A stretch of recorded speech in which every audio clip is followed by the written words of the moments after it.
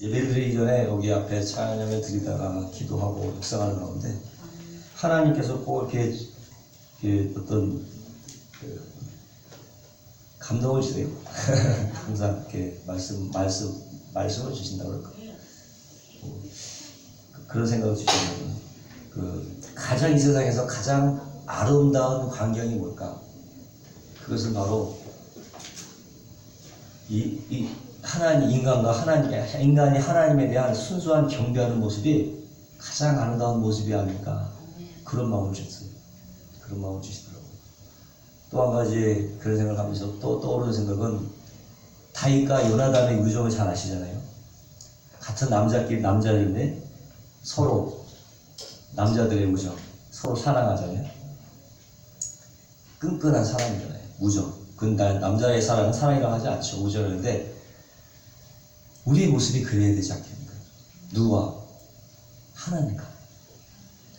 여러분, 그게 최상의 복입니다. 그게 이 세상에 가장 아름다운 그림이더라고요. 그 모습이. 여러 가지 좋은 그림이 많죠. 예를 들어서 청춘 남자들이 해변가 가서 이렇게 같이 포하고 있는 모습도 아름다운 모습일 수 있겠죠. 또 하나는 아이들이 나비를 쫓아서 이렇게 잡는 모습도 아름다운 모습일 수 있겠지만 가장 고상하고 거룩하고 성스러운 모습은 바로 순수한 마음으로 하나님과 인간이 하나님과 기도하는 모습, 인격적인 교제를 하는 모습이 가장 아름답다. 그런 마음을 주시네요. 여러분, 그게 최고입니다. 정말 그래요. 여러분, 하나님과 인격적인 관계 속에서 더욱더 성스러워지시고 더욱더 순수하게 하나님을 잘 알아가시고 또 발견해 나가시길 주의 이름으로 축원합니다. 인생의 숙제예요. 제가 그랬잖아요. 인생에 큰 문제가 있는데 그건 뭐냐? 바로 하나님을 알아가는 것입니다. 이 땅에 태어나는 모든 사람들은 예수 믿는 사람뿐만 아니라 믿지 않는 사람들이 어떠한 것을 추구하게 되냐면 어쨌든 간에 하나님을 알아가는 거예요. 나는 다 이루었다라고 얘기하는 사람 없어요. 사도 바울조차도 난 모든 거 다 이루었다고 얘기하지 않습니다. 뒤에 건 버리고 앞에 있는 푯대를 향해 달려간다고 했어요. 여러분, 날마다 하나님을 추구해 들어가시기 바랍니다. 아멘. 그 목표를 향해서 달려가시기 바랍니다. 모두가 다 그런 은혜가 있고 또 그런 만남의 축복이 있기를 주님의 이름으로 축원합니다. 오늘 저는 장로님께서 공동체 말씀을 증거해서 하나님의 영광을 구하는 삶이라는 제목을 가지고 은혜를 나누고자 합니다. 몇 해 전에 아침낮 마당이라는 프로가 있었는데 거기에 해외로 입양됐던 한 아이가 여대생이 돼서 고국에 돌아왔어요. 이유는 자기 부모를 찾겠다고 온 겁니다. 근데 이 여대생은 다행히도 좋은 양부모를 잘 만나서 교육도 잘 받았고 잘 정착하고 잘 살고 있는데 늘 그 마음 가운데 고민거리가 하나 있는 거예요. 내가 과연 어디에서 와서 왜 살며 어디로 가는지 자신에 대한 정체성의 문제, 나의 조국이 누구고 나의 부모가 누구인지 또 내가 누구인지 아주 심각한 고민에 빠졌어요. 그 고민을 해결하고자 수소문 끝에 자신의 부모를 만나게 됐고 결국 뜨거운 상봉을 하게 됐어요. 이야기를 이렇게 풀어가는 동안에 잊혔던 과거의 기억이 되살아나면서 그제서야 자기가 누구인지 알게 되었고 자신에 대한 정체성을 찾을 수 있었다는 것입니다. 나는 누구냐? 이 질문은요, 비단 이 여대생만의 고민이며 질문이 아니라고 하는 거죠. 저도 한번 심각하게 하나님께 질문을 던졌어요. 과연 내가 누구냐? 응? 가시나무새 제목처럼 내 속에 내가 너무 많은 거예요. 어떻게 진정한 나인지 모르겠는 거예요. 이럴 땐 이렇게 하고 저럴 땐 저렇게 하고 조금 더 웃었다가 저것도 화를 내고 이 사람 보면 아주 천사 같은 걸 하고 저 사람은 마귀같이 대하는 나의 모습을 보면서 도대체 내가 누구냐? 오늘이 진정한 나의 모습이냐? 내 속에 내가 너무 많은 거예요. 심각한 고민 끝에 하나님께 질문을 던졌습니다. 하나님, 저는 아무리 생각하면도 내가 누구지 모르겠습니다. 내가 왜 이 땅에 태어났고 무엇을 위해서 살아가야 되고 또 어디서부터 뭘 시작해야 될지 모르겠고 모든 게 다 혼란스러워. 내 삶의 모든 것이 다 혼란스럽습니다. 도대체 저는 누굽니까? 그렇게 마음속으로 말을 안 했어도 속으로 간절히 구하는 거죠. 그 갈급함, 그런 마음들. 근데 갑자기 하나님의 음성이 이거 오해하지 마시기 바랍니다. 마음 가운데 어떤 생각이 떠오르는 거예요. 근데 너가 누구인가를 묻기 전에 내가 누군가를 물어야 된다. 내가 누군가를 물어야 된다.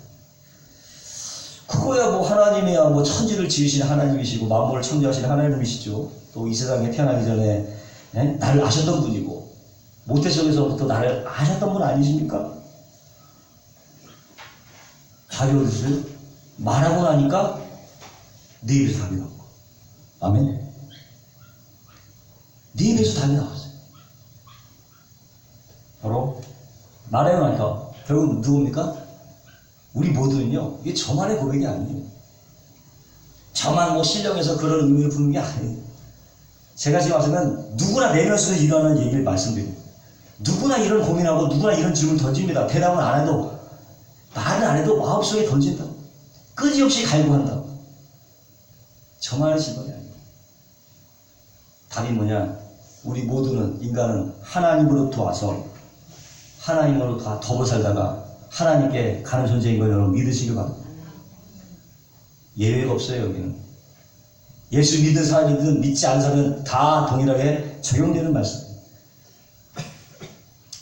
그래서 문제는 뭐냐면 하나님을 알지 못하면요, 결국 자기 정체성을 찾지 못해요. 내가 누군지를 알 수 없습니다. 자신의 모습을 보세요. 자신의 모습만 바라보세요. 부인할 수 없는 거지. 내가 살아있다는 것은 부인할 수 없잖아. 근데 나 자신을 바라보면 내 모습이 얼마나 불완전하고 모순덩어리. 내가 봐도 앞으로 어떻게 될지 나도 몰라. 모순덩어리, 모순 자체. 그 모순덩어리에서 나오는 결론이 완벽할 리가 없습니다. 그러니까 자기가 결정해도 혼란스러울 때가 많아요. 완벽하지 않기 때문에. 또 그런 나의 모습 보고 나한테 오히려 짜증을 낼 때도 있어요. 너는 나 내 자신한테 욕할 때도 많아. 응? 야, 이렇게 멍청하냐. 자신이 누군가를 알고자 하는 사람은요, 반드시 하나님을 알아야 되는 것입니다. 하나님을 통해서 자신을 바라봐야 자신이 어디서부터 와서 어디로 가는지 확실히 알 수가 있다고 하는 것입니다. 세상 사람들은요, 자기가 자기를 잘 안다고 생각하지만 착각입니다. 나보다 날 더 잘 아시는 하나님. 이 자기를 아는 구면 사구면 있잖아요. 나도 알고 남도 아는 거면, 나만 알고 남은 모르는 비밀스러운 보면, 나는 모르고 남이 아는 개방적인 보면, 너도 모르고 나도 모르는 미지의 영역이 있어요. 네 번째가 있어요. 나도 모르고 상대방도 모르는 미지의 영역이 있다. 이게 자기가 자기를 완벽하게 알 수가 없는 거예요. 근데 오늘도 뭐 나는 다 알고 있다. 그 사람은 한참 배워야 되는 사람이에요. 뭔가 해갖고 정말 자신감 넘치게 대부분 승승장구하는 사람들 있잖아요. 고생하고 또 승승장구했던 사람들 보면 자기가 자기를 몰라. 자기 교만에 빠져갖고 스스로 무너진 데도 몰라. 자기는 잘한다고 하지. 그러면서 인격을 완전히 뭉거지는 거죠. 진짜 잘 사는 사람은요, 점점점 지위가 올라가고 또 명성이 높아질수록 인격이 자라가야 되는 거예요. 돈은 많은데 인격이 거꾸로 간다? 그건 망하는 거죠. 우리가 봐야 될 때 잣대는요, 하나님의 눈으로 바라봐야 되는 거지. 세상 눈으로 바라보면 안 돼.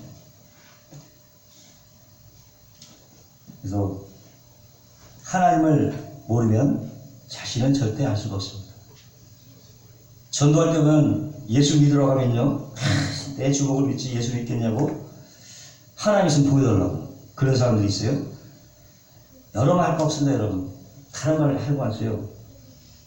내가 살아있고 당신이 지금 살아있다는 것 자체가 하나님이 살아계신 증거라고 말하면 됩니다. 아멘. 그거보다 확실한 거 없어요. 당신이 살고 지금 얘기하고 있지 않냐, 호흡 주지 않냐, 그게 하나님이 살아계신 증거다. 너가 생각하고 있지 않냐, 너가 움직이고 있지 않냐, 그게 하나님이 살아계신 증거. 아멘. 움직이지 않는 사람이 있어요. 그 움직이게 하는 건 누굽니까? 움직이게 하는 그 힘, 동이 누굽니까? 하나님이 계신 거죠. 하나님이 계신 분으로 다 살아있는 거. 아멘. 믿으시기 바랍니다. 태초에 하나님이 천지를 창조하시니라. 창세기 1장 1절. 이 말씀을 우리가 믿을 텐데 먼저 뭐가 있다고 성경은 얘기하냐? 하나님이 먼저 나요. 태초에 하나님이 하나님 누구지? 하나님이 살아계심을 선포하고 있는 거예요. 아멘. 벌써 성경 말씀은 하나님이 살아계심을 선포하고 있고, 그 하나님이 어떤 하나님이요? 천지를 창조하신 하나님이구나. 아멘. 우주의 창조자, 천지의 창조자. 그 천지 속에 누구를 포함됐어요? 하늘과 땅 사이의 모든 인간. 천지와 땅과 그 가운데 모든 것을 지으신 창조주 하나님. 아멘. 그것을 성경은 선포하고 있는 것입니다. 그 천지 속에 인간이 포함이 되고 있는 거예요. 근데 만약에 하나님이 없다 이렇게 얘기하면 어떻게 돼? 천지도 없고 하나님이 없으니까 천지가 만들어질 리가 없잖아요. 천지가 없으니 인간이 있을 리가 없잖아요. 그거는 모순인 거지. 내가 살아있는 인간이 하나님 없다고 하는 그 사실 자체가 모순인 거예요. 그러니까는 그 사르트라는 철학자도 그렇게 머리가 좋은데 하나님 없다고 미치광이를 죽어버렸어요. 왜? 사실을 부인하니까 그런 거예요. 어떤 학자들 간에 과학자든 천문학자든 하나님을 인정하지 않는 학자는요, 진정한 진리를 침반이 아니에요. 더 혼란만 주는 거죠. 이 모든 것이 하나님의 살아계심으로 존재하는데 그것을 전제하지 않고 간다? 그건 지 허상을 쫓는 거죠.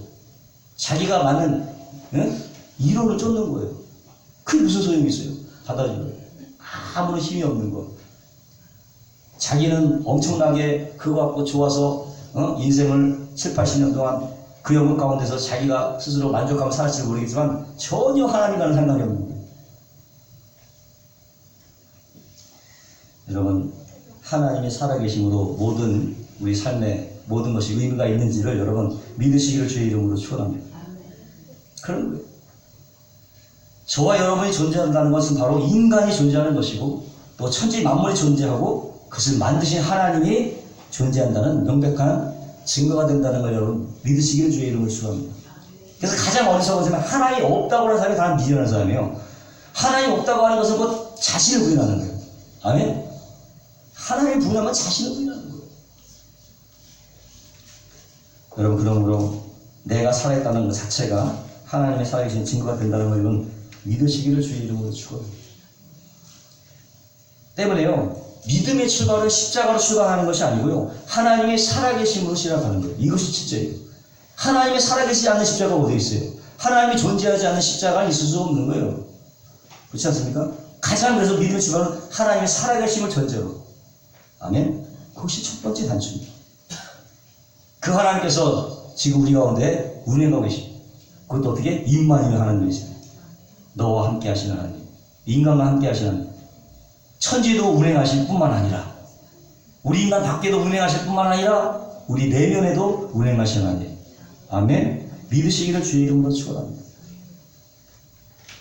어떻게 아느냐? 살아계심을 하나님 보이지 않기 때문에 믿음으로 아는 거예요. 아멘. 믿음으로 아는 거죠. 내 이름으로 두세 사람 있는 곳에 나도 있느니라. 아멘. 믿는. 오로지 보이지 않는 하나님을 인식하는 기준이요, 믿음밖에 없는 거예요. 믿음밖에. 믿음으로 말미암아, 인간의 믿음으로 말미암아 하나님은 보이지 않기 때문에 우리는 추상적일 수밖에 없는 거예요. 인간에겐 추상일 수밖에 없는 거예요. 근데 그걸 뭘로 구체화시켜? 인간의 믿음으로 그것을 추상화되는 하나님을 구체화시킬 수 있는 거예요. 아멘. 만져도 보고 맛도 보고 느껴도 보고. 아멘. 그런 믿음을 다 소유하게 되시기를 주의 이름으로 축원합니다. 그런 살아계신 하나님이 무엇 때문에 나를 창조하고 우리 한 사람 한 사람 창조하고 인간을 창조했을까? 뭐 아쉬워서, 하나님께서 뭐 아쉬워서. 본인이 창조해놓고 본인이 걸머쥐고 가잖아요. 인간의 죄를. 자기가 만드는 그 죄를 그냥 스스로. 뭐 아쉬워서 하나님께서 뭐 아쉬워서 그랬을까? 예? 영원 전에 이 우주가 생겨나기 전에 이미 하나님은 계셨어요. 그것도 삼일체로 계셨어요. 성부 하나님과 성자 하나님과 성령 하나님, 이 삼위 하나님께서 뭘? 사랑해. 영원한 사랑이야. 그래서 하나님은 사랑이십니다. 아가페 사랑이라고 해요. 히브리어는 아헤브라고 하죠. 어떤 신학자는 이걸 그렇게 사랑의 하나님 공동체의 하나님을 어떻게 표현하면 성부 하나님의 사랑이 누구한테 가요? 대상이 있어야 되잖아요. 누구예요? 성자 하나님께 하나님의 사랑이 가는 거야. 그 연결을 시켜준 연결고리가 성령이래요. 그래서 사랑이 하나님. 사랑은 성부 하나님으로부터 나오고 성령에 의해서 사랑이 전달되고 누구에게로? 성자 하나님께로 전달되는 거예요. 삼일체를 그렇게 표시하세요. 사랑의 관계로 표시하신 신학자도 있었어요. 삼일체의 사랑. 사랑의 공동체예요. 한 분이면서 셋이면서 한 분인 것이 바로 삼일체예요. 그 안에 무슨 공동체? 사랑의 공동체. 남녀가 사랑하면 만족하잖아요. 서로 만족하잖아요. 이 세 분 하나님 가운데 사랑의 관계가 너무나 만족한 거야. 더 이상 바랄 것이 없죠. 바랄 것이 없는데 어떻게. 근데 너무나 좋으면, 내가 하는데 이게 너무나 좋아. 그럼 누구한테 막 발설하고 싶어. 같이 공유하고 싶은 마음이 생기는 거잖아요. 나눠주고. 야, 정말 우리가 너무 좋다. 이걸 좀 나눠주자. 그래서 사랑의 대상으로 우리 인간을 만들어내신 거예요. 뭘 주시려고? 자신에 있는 그 많은 사랑을 주시려고. 아멘? 그래서 우리 인간은 하나님의 사랑을 받기에 태어난 사람입니다. 그냥 하기 좋은 말이 아니라 사랑을 받기에 태어난 사람이에요. 여러분, 그 사랑을 듬뿍듬뿍 받으시고요. 그 사랑을 남에게도 듬뿍 남아주시는 저와 여러분 되시길 주의 이름으로 축원합니다. 이것이 중요한 거예요. 아멘. 아멘. 응? 괜찮아, 아멘 해야지. 이거보다 더 중요한 것은 없습니다. 그래서 그 기쁨과 그 기쁨을 나눠주고 그를 통해서 하나님께 뭘 받아요? 영광을 받아요. 하나님 인정받고자. 하나님도요, 인정받고 싶어 합니다.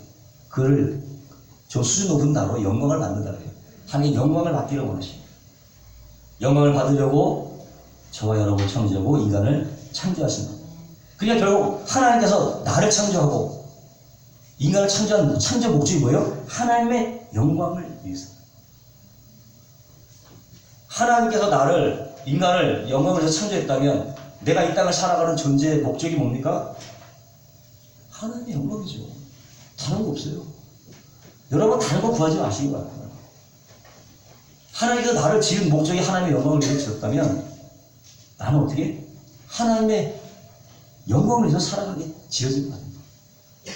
그것이 내가 이 땅에 태어난 유일한 사명이요 목적. 우리 옛날 국민교육원장에 이 땅에 무궁한 사명을 두고 태어났다 그런 게 있었나 했나? 우리 인간이 하나님의 영광을 위해서 태어난 거. 하나님의 영광을 돌릴 목적으로 이것이 하나님이 인간을 창조한 목적과 내가 이 땅에 존재하는 존재의 이유는 똑같은 거라는 거예요. 근데 하나님의 영광이라는 말이 너무 추상적이야. 쉽게 말해서 하나님을 인정하라는 것입니다. 애들도 인정해주면 되게 좋아하잖아요. 고래도 칭찬해주면 덩실덩실 춤을 춘다는 얘기가 있습니다. 어떻게 하나님을 그런 짐승과 비교할 수 있겠느냐 하지만 하나님 인정받기 원하세요. 그래서 애굽에서 열장을 탁 쳤을 때에 이스라엘 백성들이 잘못된 길로 갈 때마다 내가 너희를 애굽에서 건져내지 않았느냐, 내가 너희를 불구덩이에서 건져내지 않느냐, 홍해로 건져내지 않느냐, 자꾸 이 말씀을 하시는 거예요. 인정받고 싶거든. 내가 그렇게 위대한 일을 했는데 너희가 나를 최소한 알아줘야 되지 않겠느냐. 인정받고 싶어하는 거죠. 그 말은 나를 기억하고 내가 너희에게 한 일을 인정하라고 하는 것입니다. 아멘. 인정하라는 거예요. 너희를 구원한 나에게 영광을 돌리라는 것입니다. 이것이 오늘날 우리를 구원하신 목적이고 또 우리가 살아가는 목적이고 우리가 이 땅에 존재하는 존재 이유가 목적이 된다는 걸 여러분 믿으시길 주의 이름으로 축원합니다. 여기에서 포커스가 흔들리면요 다 혼란스러운 거예요. 낙심하고 떨어질 수밖에 없는 거예요. 다른 거 잡아봐야 소용없습니다. 동화줄을 잡아야지. 썩은 동화줄 잡으면 무슨 소용이 있어요. 동화줄을 잡아야 돼요. 우리 아이들 태권이 도보니 동화줄을 잡으시길 주의 이름으로 축원합니다. 은찬이도 아멘. 동화줄을 잡아야 돼요. 썩은 동화줄 잡아야 동화줄을 잡아야 돼요. 우리 조상 아담과 하와가 죄를 범함으로 이 목적이 다 상실하고 말았어요. 부결과 하나님의 관계가 멀어지게 되고 마음 가운데 하나님 두기를 싫어하죠. 두기를 싫어해요. 당연히 싫어하는 마음 가운데 마귀가 역사하게 되고 그로 말미암아 정신적인 질환, 육체적인 질병 사로잡히게 되고 결국 사망 권세에 사로잡혀 살아가게 되는 거죠. 하나님의 영광이라는 목적을 잃을 수가 없는 거예요. 그래서 예수님께서 이 땅에서 오셔서 한 일이 뭐냐? 이 사망 권세를 우리 철폐시키고 우리를 해방시켜 주신 줄로 믿습니다. 죄에 매여 있어요. 율법에 매여 있어요. 질병에 매여 있어요. 귀신에 매여 있어요. 자유롭지 못한 거예요. 우리를 자유케 하려고 예수님께서 십자가에 돌아가신 줄로 믿으시기 바랍니다. 자유해야 돼요. 질병에서도 자유해야 되고 귀신 같은 데 없는 데도 자유해야 되고 여러분 그렇잖아요. 여러분은 어떤 한계를 긋지 말라고 그러죠. 어떤 자기 안에 울타리를 걷어 던져버리고 이건 안 돼. 이렇게 자기를 가두지 마시고 하나님 안에서는 모든 게 다 가능해요. 아멘. 여러분의 그 실력을 여러분의 재능을 갖고 있는 능력을 최대한 개발하시기를 주의 이름으로 축원합니다. 그걸 억압하는 것은 다 방해 요소예요. 하나님의 은혜를 가까이 하지 못하게. 참 요즘 인간의 능력이 얼마나 대단한가를 저는 많이 보고 있어요. 무궁무진합니다. 인간의 두뇌가 평생 2%? 2%도 못 쓴다고 하잖아요. 2%도 못 쓴다고. 하나님께서는 100%를 주셨는데 고작 2, 3%밖에 못 씁니다. 여러분 하나님이 주신 그 능력을 늘 개발해 나가시기 바랍니다. 그것을 또 발견해 나가시기 바랍니다. 창조해 나가시기 바랍니다. 새로운 세계를 여시기 바랍니다. 누구나 갔던 길 말고 이제는 창조해야죠. 늘 했던 길 그냥 답습하듯이 그냥 성경에 갔던 그 길만 그냥 반들반들한 그 길만 가면 물론 안전빵이겠지. 안전빵이고 그렇지만 진짜 하나님이 주신 그걸 못 누린다. 여러분의 가운다리를 넓히시기 바라고요. 모든 울타리를 다 거두시길 주의 이름으로 축원합니다. 여러분 안에 하나님 주신 재능을 여러분 발견하시기를 주의 이름으로 축원합니다. 이미 다 주셨어요. 모든 구역을 다 벗어나시기를 주의 이름으로 축원합니다. 질병에서도 벗어나고 죄에서도 벗어나고 율법에서도 벗어나고 자유하게 되시기를 주의 이름으로 축원합니다. 우리가 읽은 본문이요 그것을 말해주고 있는데 예수님께서 베드로의 집에 들어가셨는데 베드로의 장모님이 열병을 앓아 누워 있어요. 이때 보시고 예수님께서 보시고라는 말이 나왔습니다. 예수님께서 보는 것은 인간과 다릅니다. 꿰뚫어 보시는 중심을 보시는 예수님. 그래서 예수님을 보시면 금방 다 알아버려요. 어떤 상태인지 영적, 질병의 상태, 육체적인 상태니 정신적인 상태니 영적인 상태를 다 파악하는 거예요. 훤히 보이는 거예요. 근데 딱 보니까 베드로의 장모님이 너무나 죄송스러워 어쩔 줄 몰라 하는 거예요. 네? 왜? 베드로의 친구를 들었던 이 장모는 그 예수님이 바로 하나님의 아들이라는 것을 알았거든요.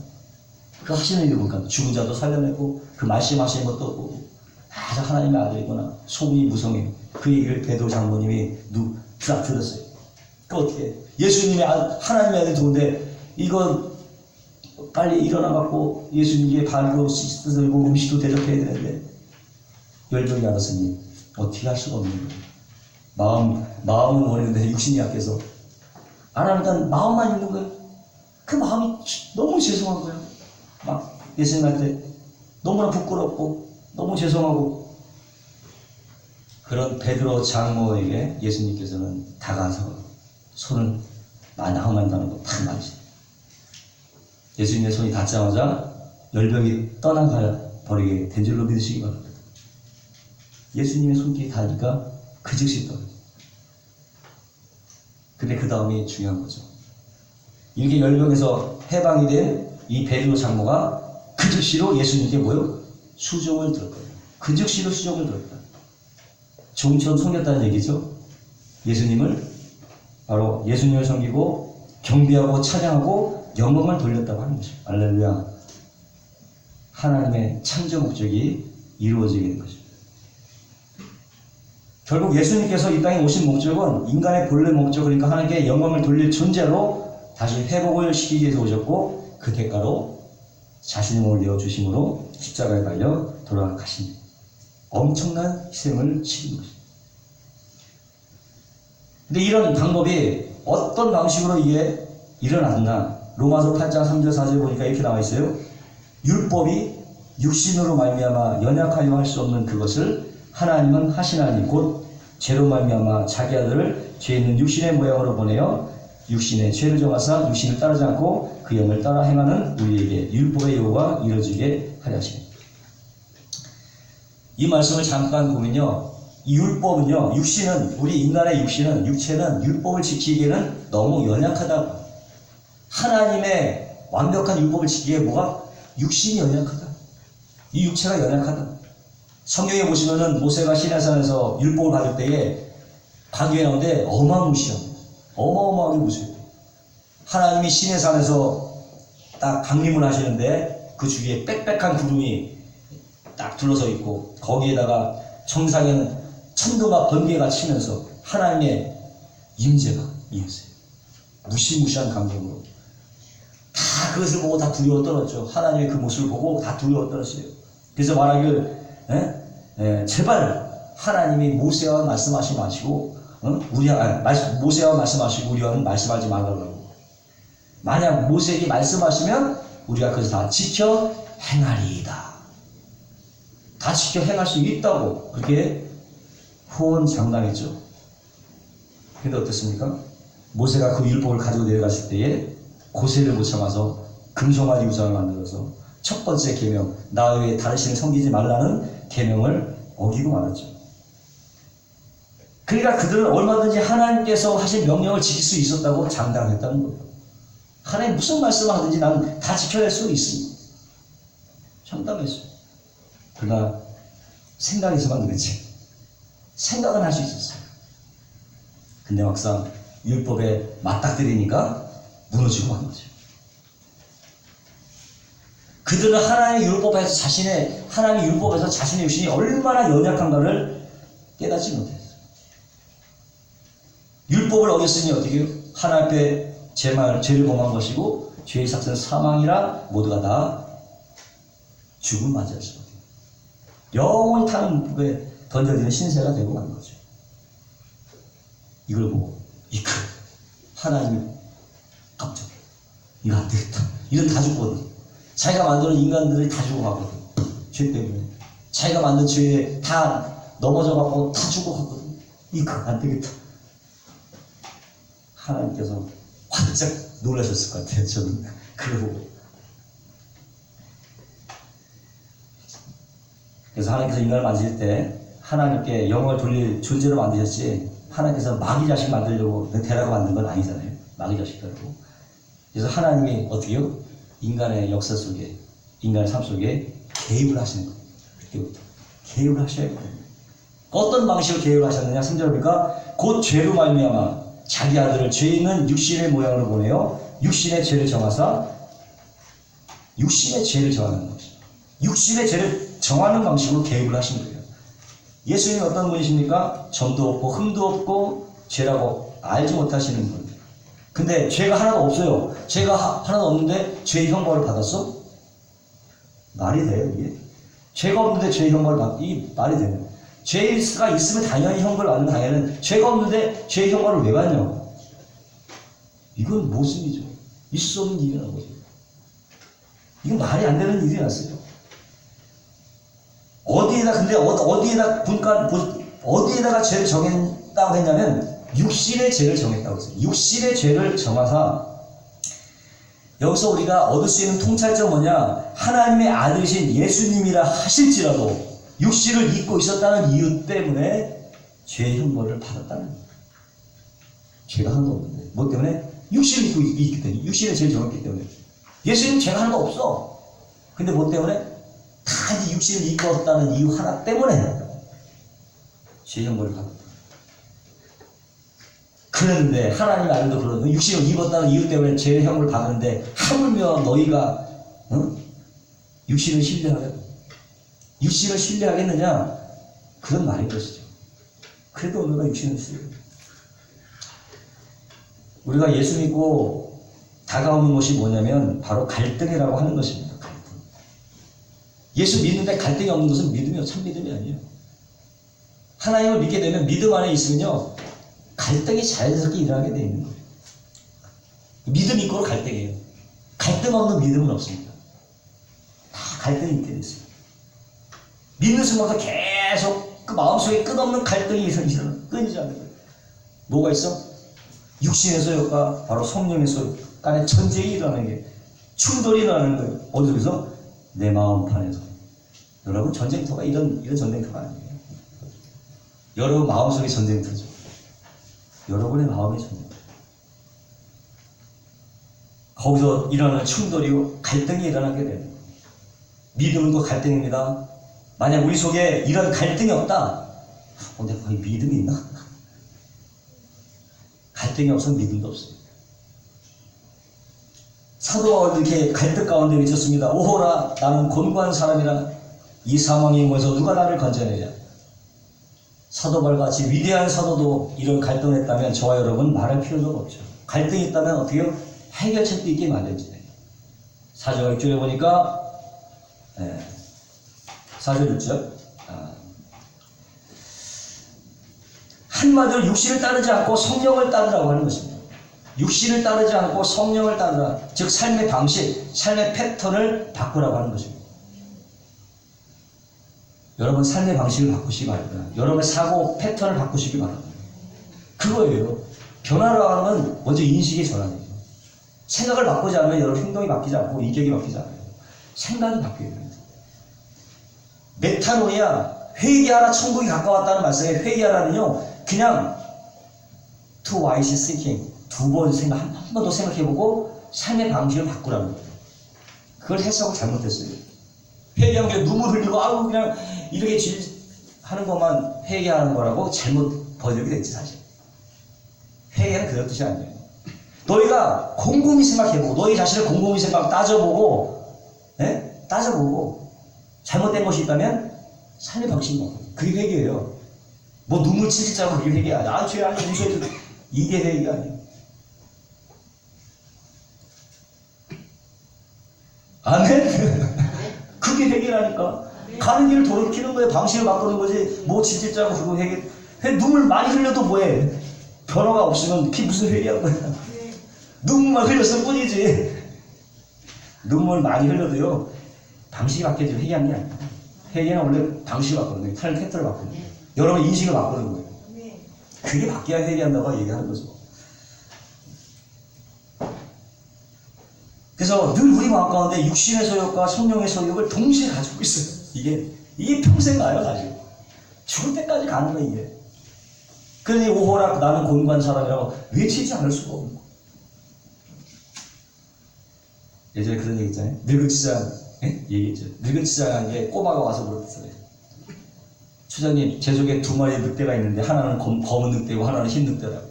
누가 이기냐고. 그래야 너가 먹이를 준 놈이 이기지. 그랬어요. 여러분이 키우는 거예요. 내가 흰 늑대를 키우느냐 검은 늑대를 키우느냐 여러분의 선택에 달린 거예요. 여러분이 먹이를 주면 놈이 이기는 거죠. 여러분 좋은 선택만 하시기를 주의 이름으로 축원합니다.